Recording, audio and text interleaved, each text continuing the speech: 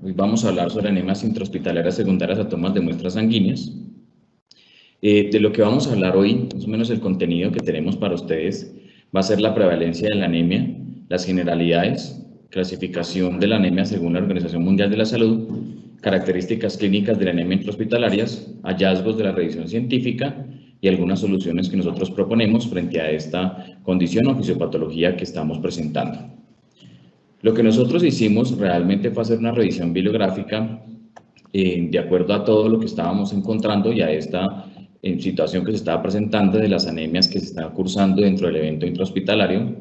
Y de acuerdo a esa revisión bibliográfica, pues entonces nos basamos técnicamente en 3 artículos que nos llamaron mucho la atención y que van relacionados con la anemia secundaria a tomas de muestras sanguíneas. En cuanto a la prevalencia mundial, más o menos desde el 29 de junio del 2015 comienza la Organización Mundial de la Salud a compartirnos esa prevalencia mundial en cuanto a todo lo que estamos haciendo regido por regiones y por grupo etario, de tal forma que nos van diciendo, de acuerdo a la clasificación por edad, género y algunos países, cómo es esta prevalencia de la anemia, teniendo en cuenta que, como muestra la imagen, a mayor color, a mayor rojo, pues va a presentar mayor prevalencia de la anemia. Este documento nos va a describir más o menos la estimación global de la prevalencia de la anemia y lo que nos dice es que pues lo estamos separando en grupo etario, en edad preescolar, en mujeres en edad reproductiva que no están embarazadas, en mujeres gestantes o en su periodo gestante, y también nos lo va a separar por región y por país. Con este documento lo que hace la Organización Mundial de la Salud es empezar a hacer como unos objetivos globales, dentro del cual el último objetivo global que se establece de acuerdo a esta revisión de la prevalencia es que se busca reducir el 50% de la anemia en mujeres en edad reproductiva que no están gestantes. En cuanto a la prevalencia mundial de la anemia y el número de personas afectadas, vamos a encontrar que la anemia en todo el mundo, según la Organización Mundial de la Salud, va a afectar aproximadamente a 1.620 millones de personas, lo que quiere decir que aproximadamente es un 24% de la población. Entonces esto directamente nos indica que la anemia es un problema que realmente está globalizado y que es un problema que debemos intentar minimizar o contraatacar. La máxima prevalencia que se da es en los niños de edad preescolar. De todo el porcentaje de todos los 1.620 millones de personas, aproximadamente el 47% se presenta en niños en edad preescolar, y la menor prevalencia que se presenta es en adultos, en hombres adultos en toda la población. Es bueno indicar que a pesar que la prevalencia está más dada a niños en edad preescolar, la población que está más afectada por la anemia, que tiene una severidad o que tiene una afectación mayor en la anemia, son las mujeres que están en edad fértil y no están gestando, no están embarazaditas. Entonces, frente a esto, por eso es que la Organización Mundial de la Salud determina que como la población más afectada, la que tiene mayor afección, de acuerdo a esta patología, son las mujeres en edad fértil no embarazadas. Es por eso que ellos establecen que se debe reducir a un 50% entonces la población de mujeres que tienen esta afección o que presentan anemia en edad reproductiva. Ese sería el objetivo que determina global. Ya hablando de las generalidades de la anemia, pues entonces vamos a encontrar que la definición exacta más o menos de la anemia, así literal, se define como la reducción de la hemoglobina y el hematocrito de 2 desviaciones estándar menos por debajo de la media correspondiente según la edad, el sexo y el estado fisiológico. Esta como clasificación o como esta definición de la hemoglobina, pues nos va a llevar a que entonces empecemos a hacer como un estudio hacia el paciente para intentar hacer ese diagnóstico completo y concreto de la clase de anemia que estamos cursando o que el paciente está cursando. Este estudio pues va a ser como una auscultación médica física que pues realmente es el profesional de la salud, el médico general, y lo que va a hacer es apoyarse en algunos otros apoyos diagnósticos, que sería en este caso, por ejemplo, el laboratorio clínico. Algunas de las pruebas de laboratorio de los cuales el médico va a hacer como ese apoyo para hacer ese diagnóstico va a ser el hemograma completo, el recuento de reticulocitos o la presencia de los reticulocitos y el perfil de hierro, ya sea la ferremia, transferrinemia, saturación de la transferrina y la ferritina sérica. Entonces, como podemos ver en la imagen a la derecha, lo que vamos a hacer es que la anemia, pues en definitiva tenemos como unos algoritmos iniciales que de acuerdo a esos índices hematimétricos, lo que nos va a decir es más o menos frente a qué clase de anemia nos estamos presentando. De acuerdo a esos índices hematimétricos, vamos a encontrar, por ejemplo, el recuento absoluto de los reticulocitos y la presencia de otras citopenias. Lo que nos va a ayudar es hacer que ese algoritmo inicial se presente como la forma en que nos lleva a hacer ese diagnóstico completo y ese diagnóstico en definitivo de qué clase de anemia estamos cursando. En el caso de los índices hematimétricos y el recuento absoluto de los reticulocitos, pues van a permitir hacer una clasificación ya sea morfológica de la anemia, y frente a ese cuadro anémico es muy importante si están comprendidas otras líneas celulares, ya sea estableciendo pues un defecto global de la hematopoiesis. Esto es de vital importancia ya que la clasificación de las anemias se puede hacer de manera morfológica, pero es necesario hacer una comprensión del resto de la afección de tal forma que se pueda determinar si se puede presentar ya sea por un efecto global de la hematopoiesis que ya va a intervenir otras líneas. Por ejemplo, la tricitopenia puede presentarse en anemias megaloblásticas severas, pero también en otros cuadros hematológicos como ocurre, por ejemplo, en la aplasia medular, los síndromes mielodisplásicos o por la infiltración de la médula ósea. Cuando los índices se encuentran todos casi en su totalidad, todos los índices hematimétricos, los vamos a encontrar disminuidos, vamos a tener anemias microcíticas e hipocrómicas. En el caso de las ferropénicas, que se presenta esa microcitosis y esa hipocromía, la idea es poder diferenciarlas de las talasemias y de las anemias sideroblásticas. Y algunas presencias de algunos otros procesos crónicos que también nos ayudan o se pueden llegar a presentar la microcitosis y la hipocromía. Por ejemplo, en el caso de la ferropénica, lo que para hacer esa diferenciación con los síndromes talasémicos es que vamos a encontrar un ancho de distribución eritrocitaria más elevado o aumentado, y en el síndrome talasémico no ocurre este suceso. Entonces, de ahí es como la forma en que cada índice hematimétrico nos va a ayudar a hacer esa diferenciación de qué clase de anemia estamos cursando. Las anemias normocíticas y normocrómicas con reticulocitos o con presencia de reticulocitos, y en este caso hay un recuento elevado de reticulocitos, se deben generalmente a las hemólisis o a las hemorragias agudas. Realmente lo que todo está, como esos índices y esas respuestas de los índices van directamente dirigidos a una respuesta fisiológica de compensación, lo que quiere decir que el cuerpo lo que intenta hacer es fisiológicamente compensar la deficiencia de la hemoglobina en cuanto a respuestas que buscan es directamente hacer esa regulación de la hemoglobina circulante.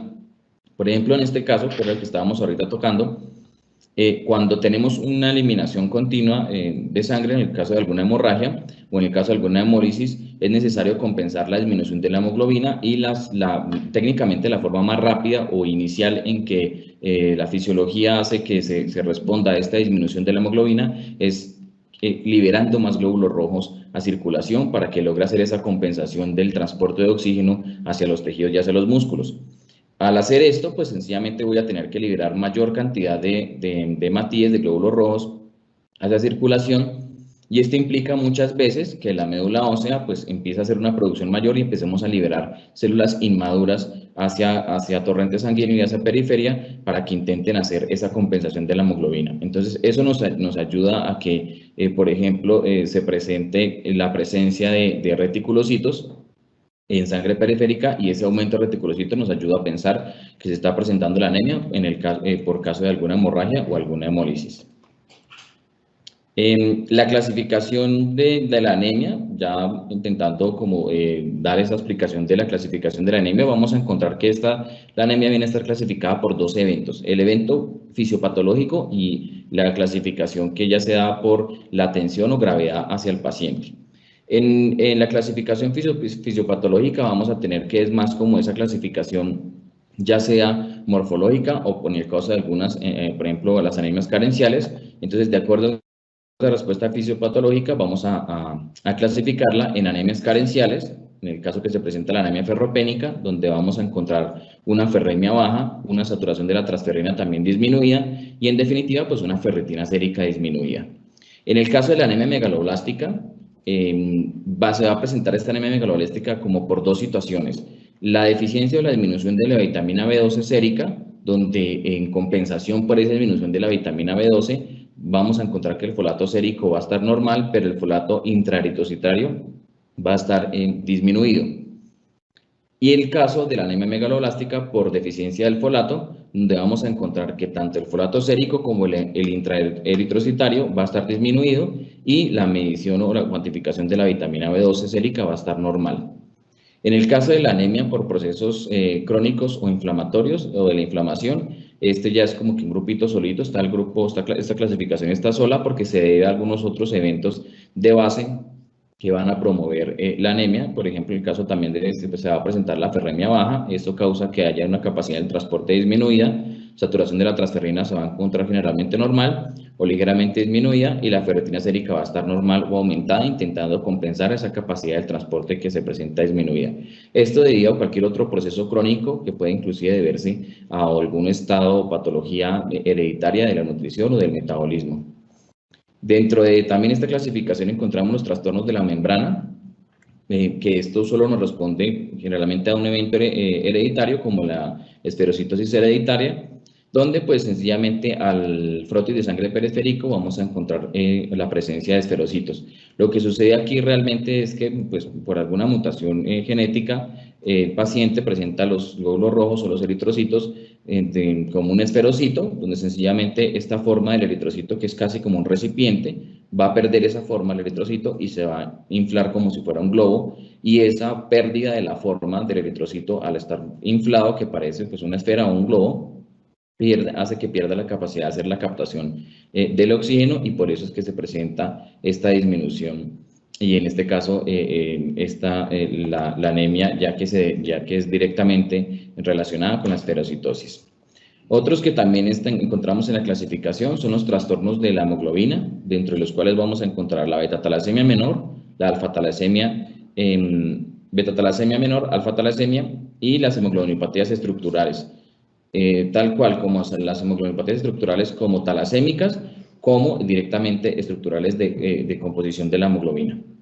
En cuanto a la beta-talasemia menor, pues generalmente es por la presencia de la hemoglobina fetal menor al 10% y la hemoglobina A2, que también está en un promedio de 3 al 10%. Y de la alfa-talasemia, que ya es por, generalmente se hace el diagnóstico por electroforesis, porque es por la detección de algo que se denomina banda H. En el caso de la beta-talasemia menor, como en el caso de las hemoglobinopatías estructurales y las hemoglobinopatías talasémicas, es importante resaltar que esto se hace es por la detección y la cuantificación de la presencia de algunas hemoglobinas, ya sea hemoglobina fetal, hemoglobina A2, o en el caso de las hemoglobinopatías estructurales, la hemoglobina S, C, D y E. En el caso de las hemoglobinopatías talasémicas, que ya también es por la presencia o el incremento de la hemoglobina 2 o la hemoglobina fetal, que permite que no haya esa captación completa o esa afinidad por la hemoglobina, de la hemoglobina por el oxígeno. Entonces, lo que realmente está pasando aquí en esos trastornos de la hemoglobina es que la hemoglobina pierde la capacidad de captación o esa afinidad por el oxígeno, lo que impide que se haga el transporte adecuado de oxígeno. Y de ahí se desencadena toda la respuesta fisiológica que conlleva a que haya un aumento de eritrocitos, elevación de volumen corpuscular medio, ya que se requiere que el eritrocito intente captar más oxígeno, y todo lo que deriva con la presencia de alguna anemia, en este caso por trastorno de la estructura de la hemoglobina. Lo que hay que resaltar aquí es que generalmente cuando uno está consultando sobre las beta-talasemias o sobre las hemoglobinopatías estructurales, nos dicen que el diagnóstico puede ser por un diagnóstico molecular o por electroforesis directamente, y pues no debemos descartar las opciones y deberíamos tener muy en cuenta las opciones de hacer esa detección y cuantificación de hemoglobinas por vías que son más económicas y mucho más rápidas, como la cromatografía líquida de alta precisión, que esto permite que sea mucho más rápido y aún así hacemos la detección de todas las hemoglobinas, por lo menos las estructurales principales, que sería la hemoglobina S, C, D y E. Esta clasificación también nos incluye las enzimopatías, donde vamos a tener presencia o deficiencia de algunas enzimas, donde la actividad enzimática generalmente se va a ver disminuida, ya sea la deficiencia de la G6PD o de algunas otras enzimas que van a ayudar a que la hemoglobina sencillamente pierda la capacidad de captación y se disminuya la hemoglobina y se presente la anemia. O en el caso de algunas anemias hemolíticas inmunes, que por respuesta autoinmune va a haber esa destrucción eritrocitaria continua. En la clasificación de las anemias, que ya es por gravedad entonces o por atención al paciente, hace algunos años se clasificaba como grado 1, 2, 3 y 4, pero pues posteriormente lo que determinó la Organización Mundial de la Salud es que se va a clasificar como leve, moderada y grave. Entiéndase pues por la anemia leve en cuanto a la atención a los pacientes, cuando estamos teniendo en cuenta que sería técnicamente casi como el grado 1 que antes conocíamos, donde hay una disminución de la hemoglobina que no va a ser menor a 10, de tal forma que la anemia leve se considera, pues hay pacientes, por ejemplo, que tienen hemoglobina normales, porque digamos que en el caso de las mujeres gestantes, la hemoglobina normal se considera desde 11 en adelante. Entonces digamos que la anemia, la idea es que en el caso de una anemia leve, sea por una cuantificación de hemoglobina que no es menor a 10. En el caso de una anemia moderada, estamos hablando que es la hemoglobina menor a 10, pero mayor a 8. O sea, no puede ser menor a 8. En ese caso la hemoglobina es moderada. Y cuando ya estamos hablando de una anemia grave, es la clasificación que antes teníamos como 3 y 4, donde la hemoglobina es menor que 8, pero aquí la separación como de la hemoglobina grave, por eso no lo difieren completamente de los grados, es la determinación para saber en qué momento se hace la transfusión del paciente de acuerdo a su estado de gravedad. Cuando la hemoglobina es menor a 8, de 7,9, pero mayor a 6, se considera que es una anemia grave y que se debe tratar, pero no es indicativo para transfundir. Mientras que cuando se hace la cuantificación de la hemoglobina y encontramos pacientes con hemoglobina menores a 6, es cuando es como que el indicativo para hacer la transfusión, ya que esta hemoglobina directamente va a indicar que el paciente va a entrar en shock. También se debe tener muy en cuenta el estado en que el paciente se presenta, porque hay pacientes que tienen estados de pérdida de conciencia, inclusive casi como un shock hipovolémico, con anemias que son 7 y 8, cuando hay pacientes que tienen anemias muy bajas, pero no presentan ninguna pérdida de conciencia ni ninguna afectación como secundaria. Ya hablando entonces de las características clínicas de las anemias intrahospitalarias, vamos a empezar a hablar ya de la parte intrahospitalaria, pues vamos a conocer que se conoce como anemia intrahospitalaria al descenso de la hemoglobina que se efectúa o que ocurre durante la internación por debajo de los valores de ingreso. Eso quiere decir que normalmente el paciente ingresa y al ingreso yo le hago una serie de exámenes de ingreso y ahí tengo en cuenta la hemoglobina. Y al momento en que el paciente termina su evento intrahospitalario, al hacer la comparación de los resultados de la hemoglobina, si la hemoglobina presenta un valor más bajo de lo que el paciente ingresó, se va a determinar que el paciente tenía una anemia intrahospitalaria.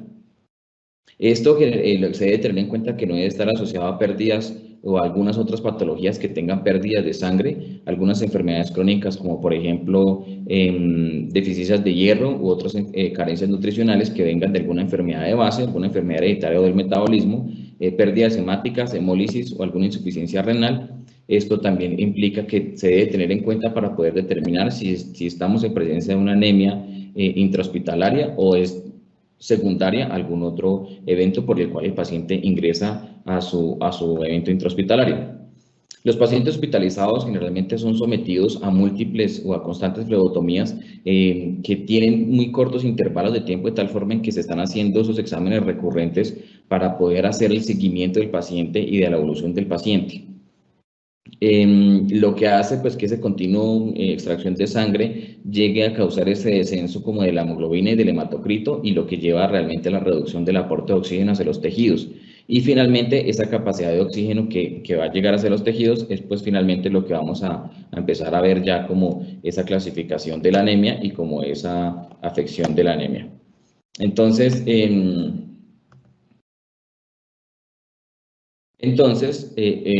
frente a todo esto que ya hemos revisado, nosotros empezamos a hacer una revisión bibliográfica y nos basamos en 3 artículos principales de los cuales estábamos hablando o tocan el tema de las anemias intrahospitalarias secundarias a la toma de muestra. Uno de esos artículos es la anemia intrahospitalaria secundaria a la toma de muestra, tal cual lo que estamos revisando, que se hizo en un estudio de la cohorte antes y después de los pacientes hospitalizados en el Servicio de Medicina Interna del Hospital Regional de Querétaro, en México, en un determinado tiempo de julio de 2018 a 2019. Otro de los estudios que nosotros presentamos eran las características clínicas de la anemia intrahospitalaria que se hizo en el Departamento de Medicina Interna del Hospital Nacional de Itagua, en Paraguay. Y otro de los estudios que estábamos presentando, que revisamos, para el cual nos basamos en esta presentación, ya está aquí en Colombia, que fue más un estudio retrospectivo donde hicieron ya la prevalencia de la anemia en grupos de pacientes que estuvieran hospitalizados en ya más unidades, por ejemplo, en UCI, en ginecología, medicina interna, traumatología. Es importante tener en cuenta eso porque los otros dos estudios solo nos tenían en cuenta los pacientes que estaban internos en medicina interna y en el caso del estudio del Hospital Universitario de San José de Popayán, ya fue un estudio retrospectivo donde tuvieron en cuenta todos los servicios o la gran mayoría de los servicios donde hay pacientes hospitalizados. ¿Cómo lo hicieron? Pues lo que ellos hicieron, realmente pues estudio el artículo 1, 2 y 3, sería metodología 1, 2 y 3, lo que se tuvo en cuenta son los pacientes que estaban hospitalizados de acuerdo al servicio que ellos determinaron. En el artículo 1 y 2 sería el servicio de medicina interna. En el artículo 3 ya tenemos en cuenta hospitalizados, UCI, ginecología, medicina interna y traumatología. Importante esto porque, por ejemplo, traumatología generalmente hay pérdida de sangre, la clasificación o la definición ya de anemia intrahospitalaria, pues ya los pacientes, la gran mayoría irían desclasificados porque tendrían alguna otra causa por la cual están internos que lleva a que no sea por el evento intrahospitalario y que sea por toma de muestra sanguínea. En el caso de los tres estudios, ellos tuvieron en cuenta los dos géneros, no discriminaron que fuera solo el estudio en hombres o mujeres, sino tomaron ambos sexos. La edad sí fue diferenciando o fue variando,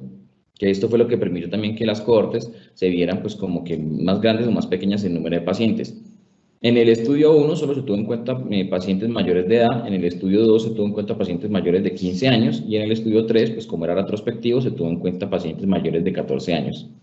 En la cohorte o el número de pacientes en el estudio 1, 51 pacientes en total, que fueron los que clasificaron o lograron tener todos los criterios para que se determinara que presentaban una anemia intrahospitalaria. En el segundo estudio, que fueron 80 pacientes, y en el tercer estudio, pues porque fueron más servicios y porque era un evento retrospectivo, o sea, ellos no tuvieron en cuenta el paciente cuando ingresó, sino empezaron a hacer la revisión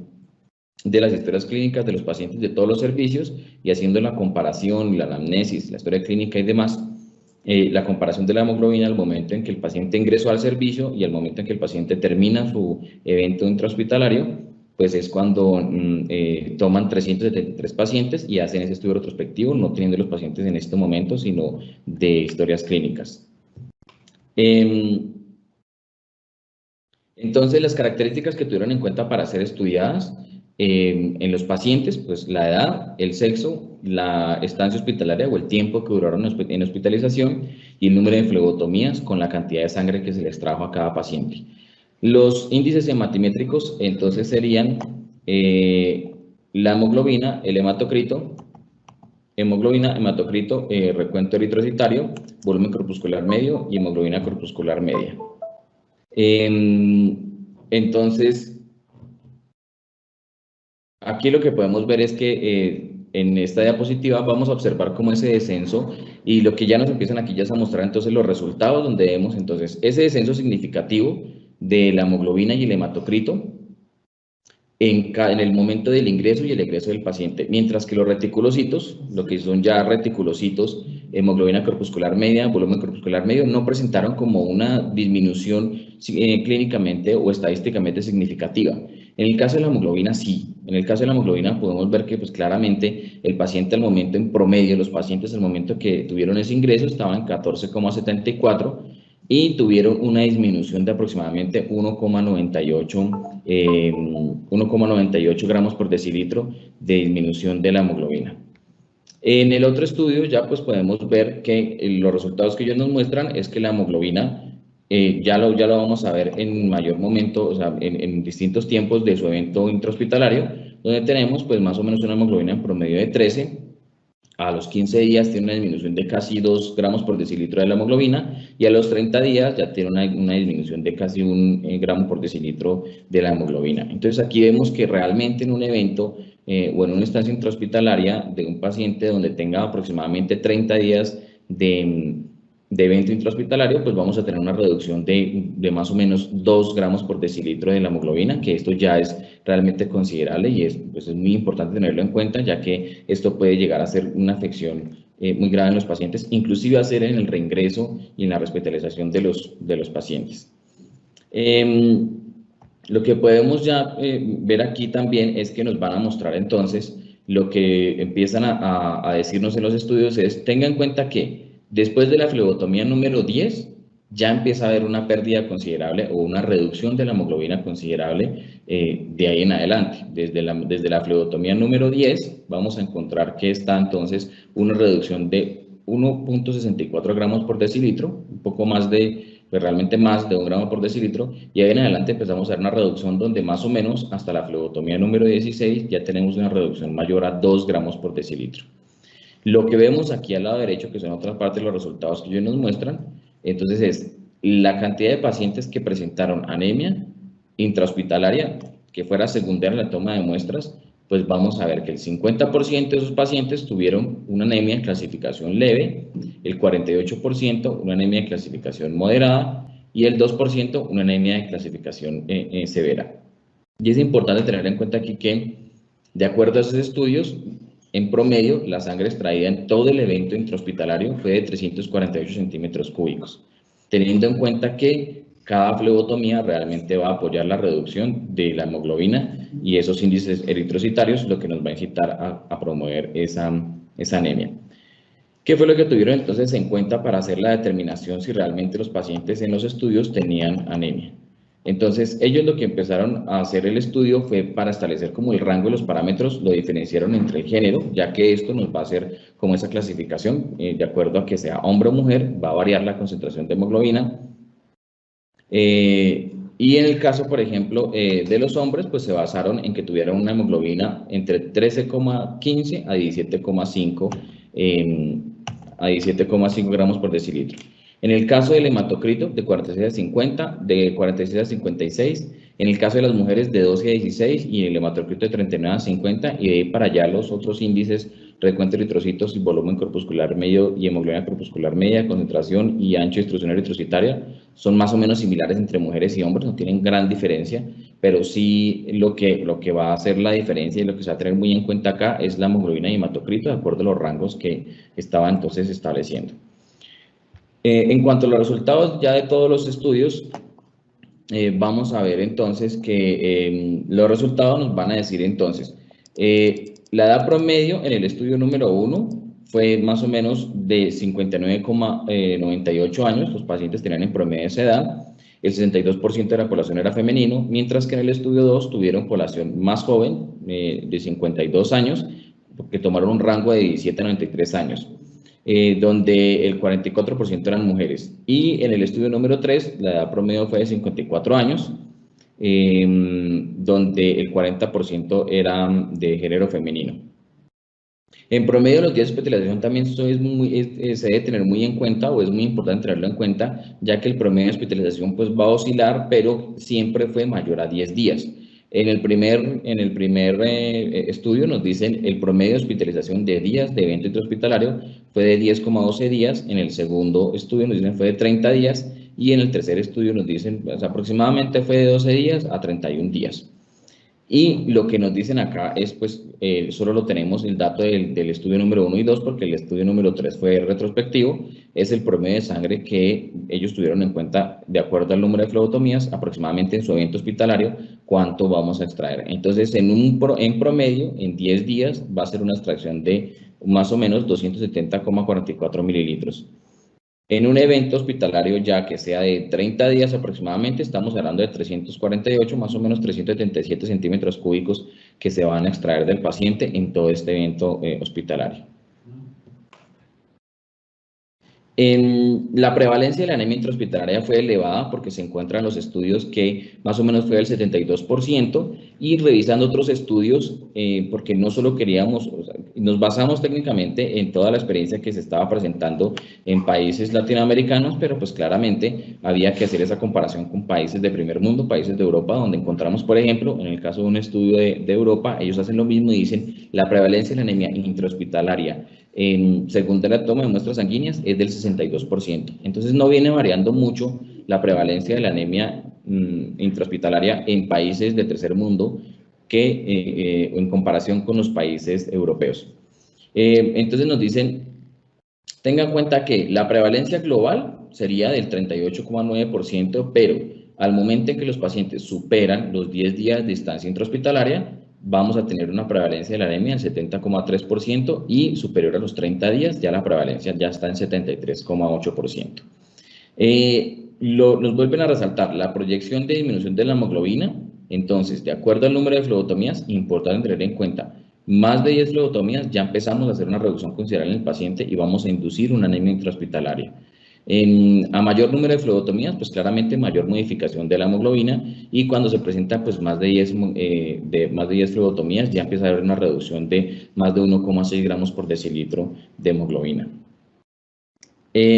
En cuanto a las patologías asociadas a los pacientes con anemia intrahospitalaria, pues empezaron a buscar algunas otras patologías que pudieran llegar a tener relación con esa anemia. Encontramos que el 11% de los pacientes que presentaron esa anemia intrahospitalaria, el 11% tenían neoplasia, otros cardiopatía, en mayor proporción la infección y la diabetes, que fueron los que se relacionaron directamente con esa anemia intrahospitalaria, pero que aún así eran pacientes que no habían presentado o que su patología de base no tenía ninguna relación con una eliminación continua de sangre o alguna carencia nutricional, pero que se le presentó la disminución de la hemoglobina entre el momento del ingreso y el momento del egreso. La reducción de la hemoglobina de acuerdo a los días y la evolución de la hemoglobina del hematocrito en los pacientes con anemia intrahospitalaria, teniendo en cuenta que de 80 pacientes, aproximadamente al momento del ingreso tenían hemoglobina de 13 y al momento del egreso ya se fueron con hemoglobina de 10 cuando teníamos 30 días de evento intrahospitalario. Y pues los datos de laboratorio que nos empiezan a arrojar en promedio, ya de acuerdo al hierro sérico y algunos otros pruebas de laboratorio que se tenían en cuenta para ese estudio de la anemia intrahospitalaria. Ya empezamos entonces a ver en cuanto a la mortalidad de los pacientes, que entonces respecto a la mortalidad de esta anemia intrahospitalaria se encontró que los pacientes que no cursaban con anemia tenían un 11% de mortalidad asociada, realmente como está como que asociada en los pacientes no presentan anemia, pero son pacientes que fallecieron durante su evento intrahospitalario. Pero en el caso de los pacientes que sí presentaban esta anemia, que eran, más o menos se encontró un porcentaje del 16,4% y siendo mayor este porcentaje de los pacientes muertos en el grupo, en los pacientes que están en este grupo de los pacientes que tenían anemia. La prevalencia de la anemia en los pacientes hospitalizados en la población pues ha sido reportada en varios estudios, aunque pues la patología más frecuente más o menos es como que la anemia ferropénica, que también se presenta, es más prevalente a nivel mundial. Aún así también se presenta la anemia intrahospitalaria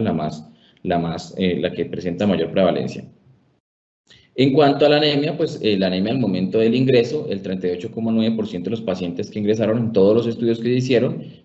tenían anemia, pero al momento del egreso, esa prevalencia de la anemia o ese aumento de pacientes con anemia, estábamos hablando ya del 59,3%. Lo que quiere decir que realmente había un aumento de pacientes que presentaban disminución de la hemoglobina en respecto o en relación a los pacientes que ingresaban con respecto a los pacientes que iban saliendo del evento intrahospitalario. La prevalencia de la anemia intrahospitalaria se considera que fue elevada, se presenta ya el 72% de prevalencia de la anemia, donde el promedio de la extracción de sangre en las flebotomías fue más o menos de 270 cuando estamos hablando de 10 días de evento intrahospitalario, y que es menor a los resultados encontrados en la bibliografía, donde pues se consideraba que en algunos otros lados se podía llegar a ser en promedio de 10 a 30 días 377 mililitros. Un porcentaje elevado de pacientes que egresan con niveles bajos de hemoglobina van a llevar a pues realmente muestran es que como que hay una falta de estandarización en el manejo y la conducta posterior del paciente que presenta anemia y sencillamente hacen la medición, la toma de los exámenes determinan que el paciente sí presenta una hemoglobina menor y entonces sencillamente los pacientes se retiran. Los dejan salir de su estancia intrahospitalaria y no tienen ese control con la anemia que se está presentando en ese momento en el paciente, lo que repercute que el paciente reingrese o presente algún otro malestar y el paciente vuelva a consultar. Eso generalmente se ve también afectando los costos. Pues en el caso del estudio, pues de todos los estudios encontraron una tendencia del aumento de la mortalidad en los pacientes con anemia, donde pues el 16,4% de los pacientes que presentaban anemia están dentro del grupo de los pacientes que murieron y el 11% del total de los pacientes que murieron en su estancia intrahospitalaria no tenían anemia. Ya teniendo en cuenta como las conclusiones, en promedio de flebotomías fue de 14,98 veces en toda la estancia intrahospitalaria y eso también es muy bueno resaltarlo. Es de tener en cuenta que al momento en que el paciente es hospitalizado, recurrentemente se le hacen exámenes diarios, se le hacen exámenes y pues es importante tener en cuenta que el promedio de flebotomía sí es 14,98, pero no, es rara vez que se le toma un solo tubo al paciente que está hospitalizado, normalmente siempre es más de un tubo. El promedio de sangre extraída por flebotomía es de 18 mililitros, pues precisamente por esto, respondiendo a que no es solo un tubo el que se toma y en promedio pues se van a tomar 4 tubos, donde el uso convencional de los tubos en todos esos estudios lo que demuestran es que más o menos es de 4,5 ml los tubos que se usan convencionalmente, que en promedio están usando para todos los pacientes. La disminución mínima de la hemoglobina en una estancia hospitalaria es de 1,64, teniendo en cuenta que la estancia hospitalaria relevante es de 10 días en adelante. Y la disminución máxima de la hemoglobina en estancia hospitalaria, cuando tenemos de 30 días en adelante, estancia hospitalaria, es de 2,5 gramos por decilitro. Desde la flebotomía número 10 estamos ya causando la anemia. Por todo esto, entonces, se va a tener en cuenta como que esa gestión de la sangre del paciente que busca mejorar el cuidado del paciente y todo esto genera una tendencia y crea una tendencia que es la PBM o Patient Blood Management, que lo que busca es hacer como esa regulación y ese control para que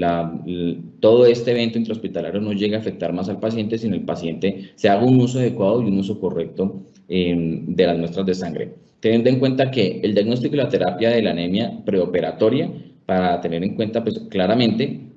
que bajo estos estándares, bajo esos estándares de estancia intrahospitalaria y la cuantificación de hemoglobina, pues no vayamos a hacer una cirugía o nos vaya a intervenir al paciente quirúrgicamente teniendo en cuenta el valor de la hemoglobina.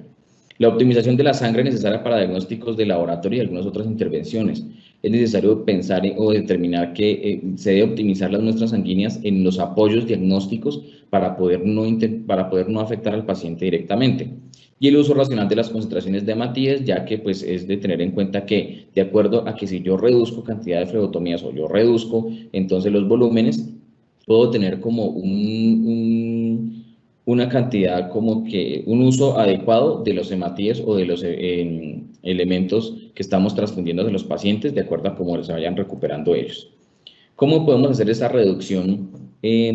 ¿Cómo se puede reducir entonces la pérdida sanguínea en el diagnóstico del laboratorio?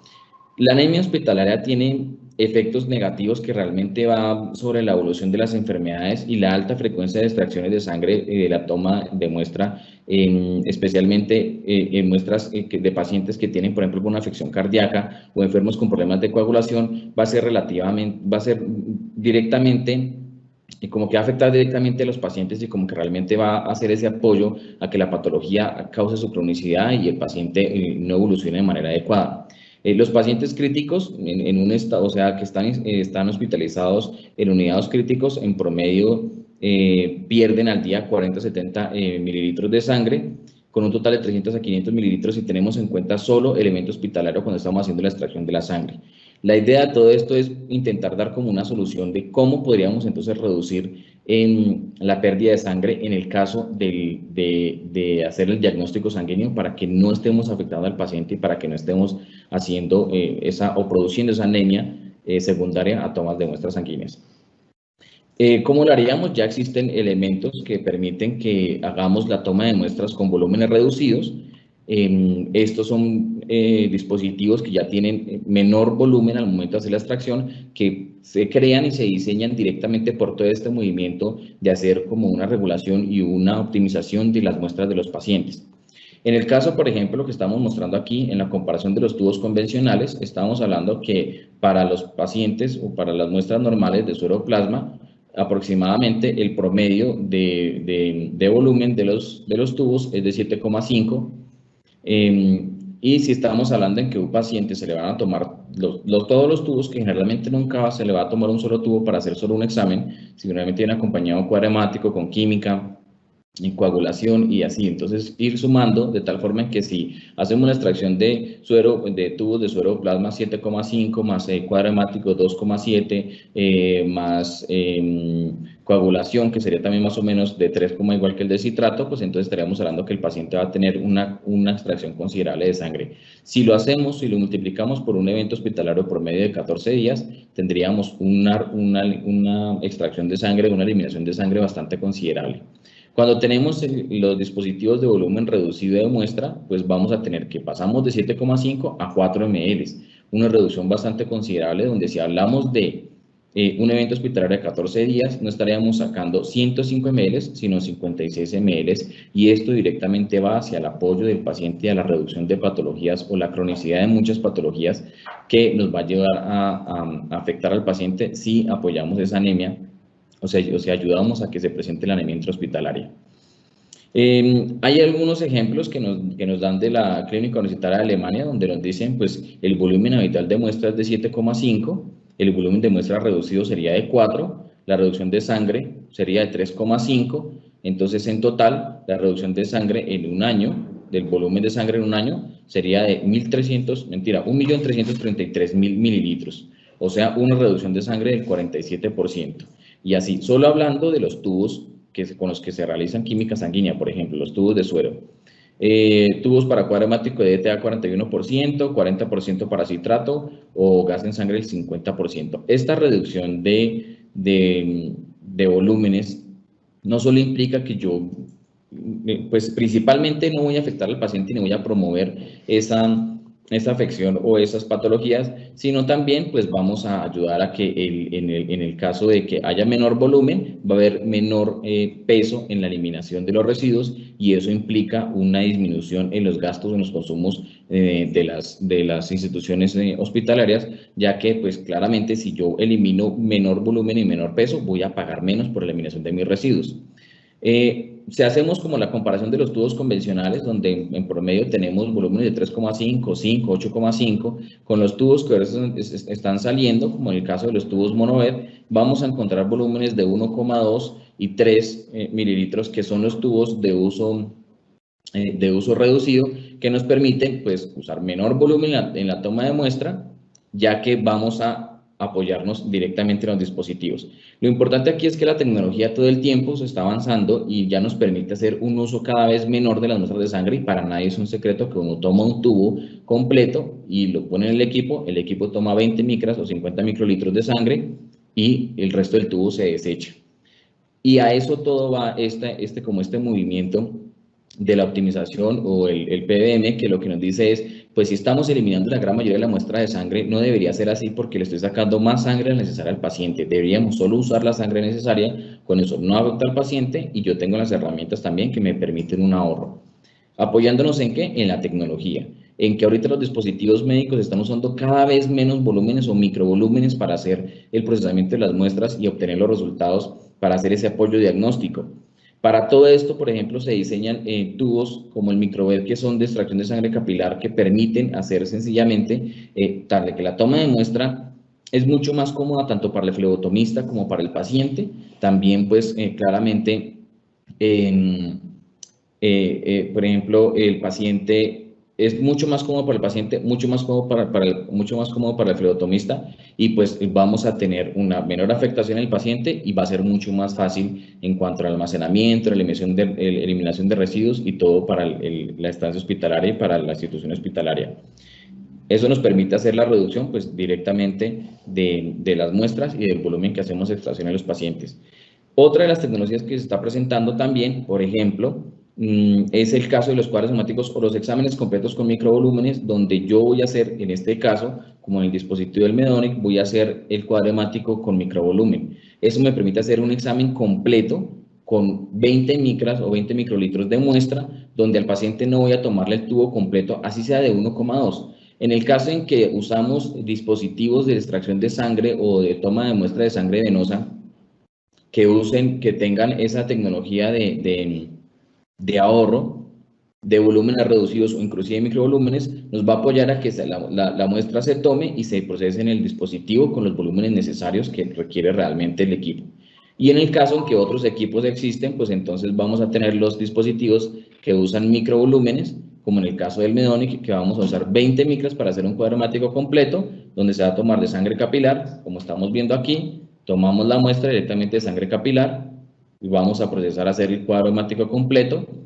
sencillamente por el método de microcapilar, y nos va a obtener un cuadro hemático completo sin ninguna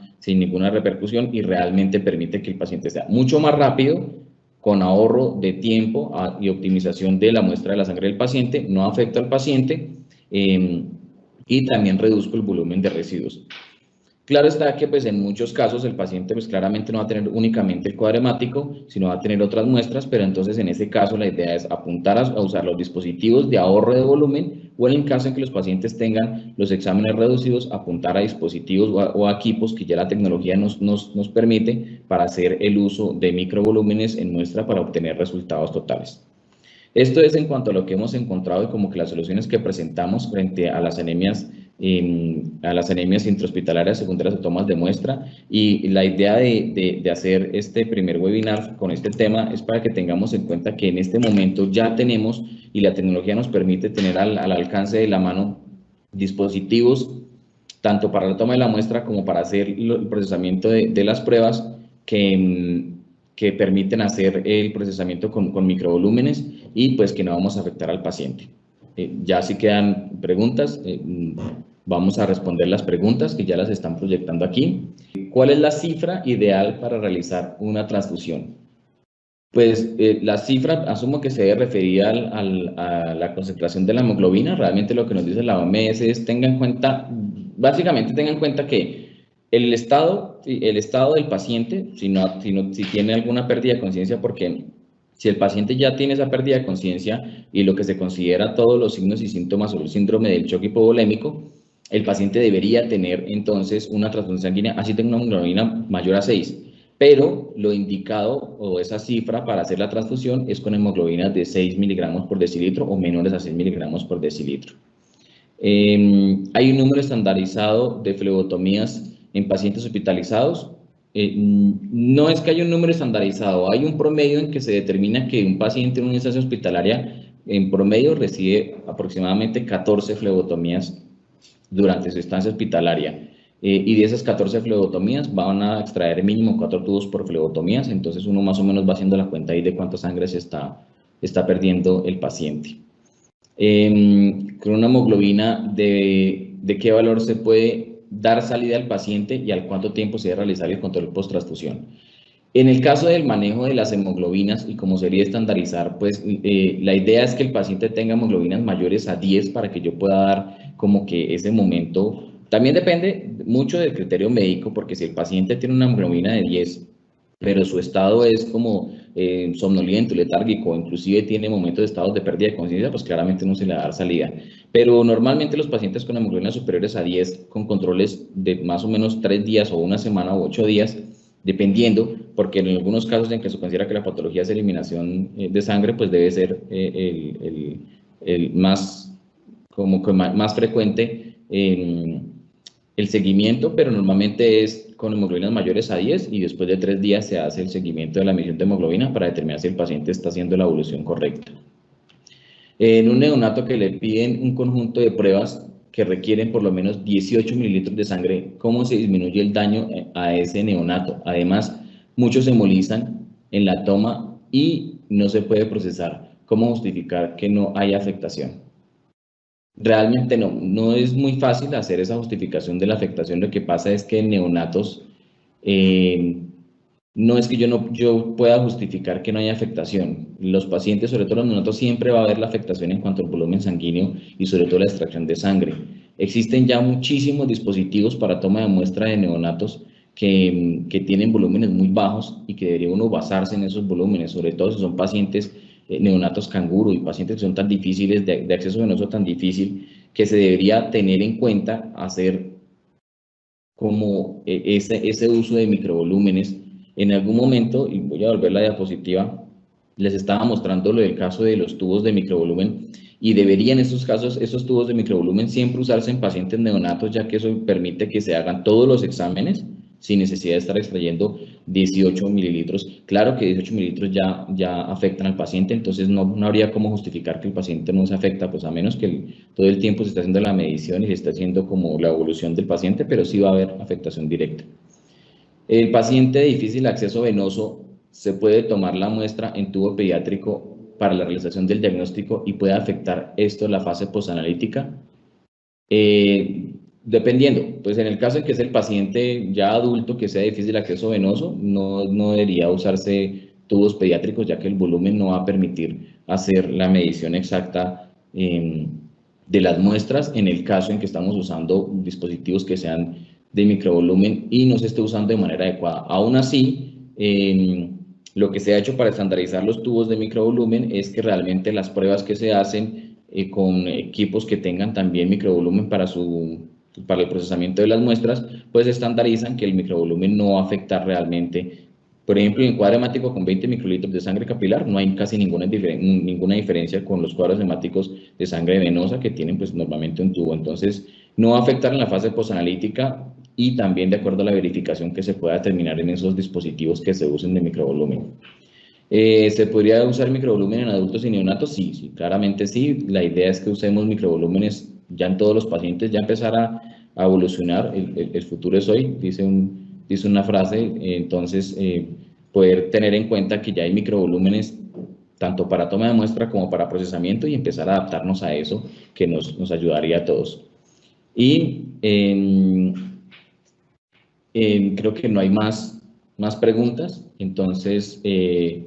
muchas gracias a todos. Esperamos les haya servido mucho este primer webinar y vamos a continuar con estas presentaciones y con estos temas académicos. Muchas gracias a todos por asistir.